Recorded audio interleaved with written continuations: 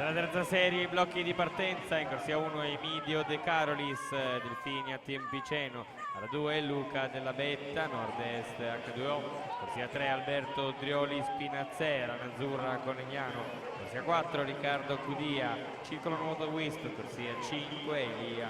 Bernardelle, Sport Management Lombardia, corsia 6 Elia Raimondi, Circolo Nuoto Wisp, corsia 7 Filippo Farini, Rinascita Team Romagna, corsia 8 Marco Biasutto, Città Sport Vicenza.